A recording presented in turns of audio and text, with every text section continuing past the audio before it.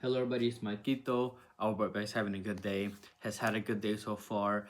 For those wondering why I didn't post a video yesterday, I can't honestly remember I mentioned in the last video, but I did mention in the Discord that I was out with family celebrating my mom's birthday. So I know there was a good slate, but I wanted to spend some time with family, so I'm sure you guys understand. But when it comes to tomorrow or today's slate, whenever you're watching this, I believe Monday, it's a small slate. As always with small slates, I don't post, but when I do find good plays and I think it's enough for a video, I make one. That's exactly what it is. I did find a couple plays that I did like. There probably won't be videos for like the next 2, maybe 3 days, because there's not gonna be many games at all, and some of the games that we'll play are like cup games, so there probably won't be any player props for those. There could be money lines, but usually that's not enough for a video. So don't expect a video maybe for the next couple days. Could be wrong, might surprise y'all, but if you guys do wonder why there may or may not be videos for the next couple days, that is why. But like I mentioned, I do have player props that I did like, that I found, and money lines. And if I do have any added plays, as always, it will be in the pinned comment either later tonight or tomorrow before the game starts. But the first play that I found is Felici to go under 1.5 shots, playing at home for Cagliari, going up against Lazio. He has played 12 games and has gone under this in every single game. 100% hit rate. Most of those were off the bench. He has started 4 games, which was the last 4 games. So the last 4 games he has started as a starter, and he's gone under in all 4 of those games regardless. So he still has a 100% hit rate. And then 3 out of those 4 games were easy matchups. The only tough one was AC Milan. He went under. But the other 3, he went up against Monza, who allowed the 8th most shots, went up against Lecce, who allowed the 4th most shots, and went up against Torino, who allowed the 7th most shots. And he still went under in those games. And now he's playing Lazio, who allowed the 7th least shots to opponents. So it's not like it's a great matchup at all.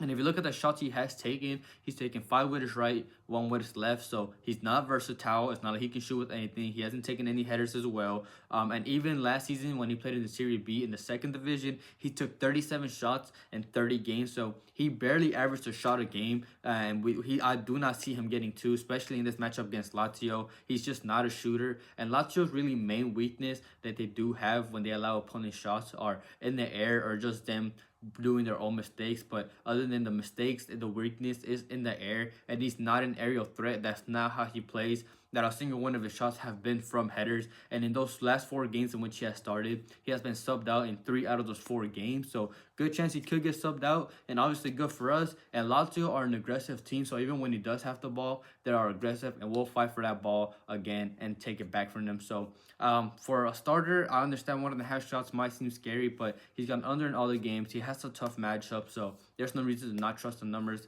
I don't see him. He's not a versatile player, so I like Mattia Felici to go under 1.5 shots. And the second play that I found that I like is Aaron Wan-Bissaka to go higher than 32.5 passes, playing away from home for West Ham, going up against Chelsea. You can take this play up to 35, maybe 36, but no higher than that.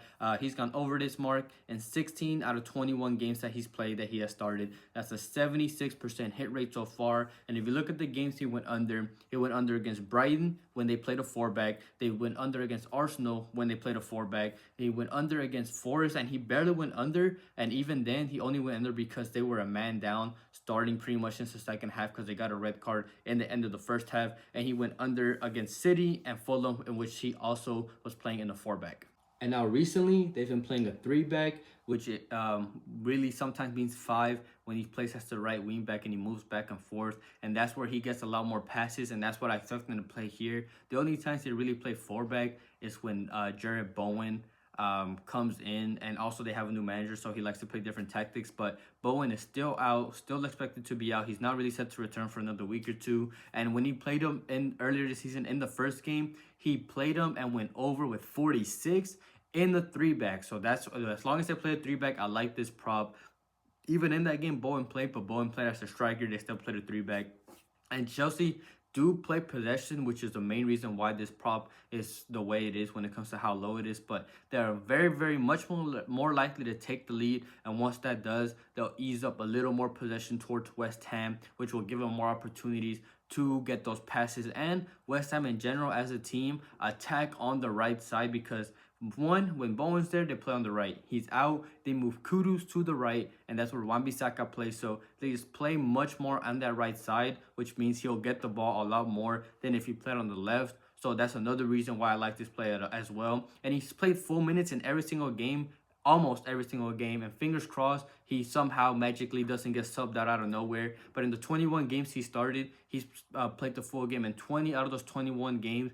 And like I said, this mark is low due to the matchup, but I just feel like it's too low. Like I mentioned, you can take this probably up to around 35.5. So like Aaron Wan-Bissaka to go higher than 32.5 passes. Before I get into the money line, as always, if you guys please could like the video, subscribe if you're not subscribed, turn on that notifications, and please drop a comment if you guys could, whether it's showing your support, which I really do appreciate. I read all the comments, or whether it's asking a question about the plays, because I know a lot of people that watch these videos don't really watch or know much about soccer, but just tell them because I post these videos. So whether you comment supporting or just asking questions, any comments are really welcome. So I really do appreciate you guys. And then any pictures that you see on the screen is from a data app called Outlier.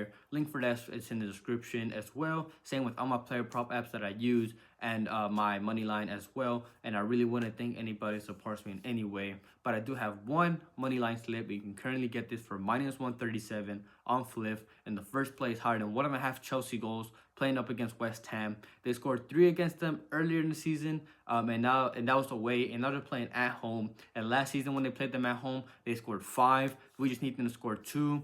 They're well rested. They had no Conference League game, so they have a full week's rest. So that's another good thing. They're fully fit pretty much, especially in the attack. And West Ham have conceded 44 goals in 23 games overall in the league, and have conceded 2+ in their last 4 out of 5 games. West Ham on average allowed the 4th most shots to opponents at 16.4, and that's dangerous for a team like Chelsea, who at home have on average take 17.6 shots with 6.9, pretty much 7 being on target. They have scored 20 goals in 11 games at home.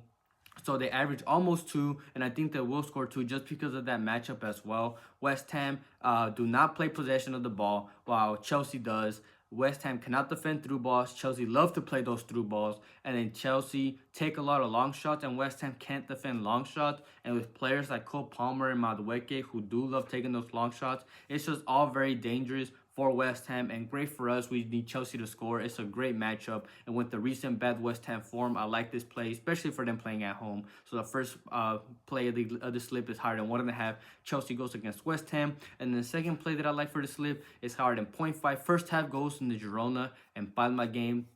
This prop hit in the first game. The game itself only had 1 goal, but that goal came in the first half from Palmas, and now playing in Girona's house, Girona are much better when they play in the attack at home. They have gone from scoring 10 goals and 11 away, so a little less than 1, to 19 goals and 10 games at home, to almost 2 goals scored at home. So in that first game, Palma scored when they played at home, and it was in the first half. But now that Girona are at home, now either team can score a goal, which is what I like. Palmas away have scored 12 goals in 10 away games. So like I said, either team will find those opportunities. We just need one to convert. This prop has hit in 90% of games for Girona at home with 9 out of 10, and 70% for Palmas away at 7 out of 10. And Girona, main reason why I also like this play, which is good for us on the Palmas side, as they have their starting center backs are injured, and that's Felici and Daily Blind. Both of them are injured, so Girona are without one of their two of their biggest defenders that they have in the center, which is better for Palmas.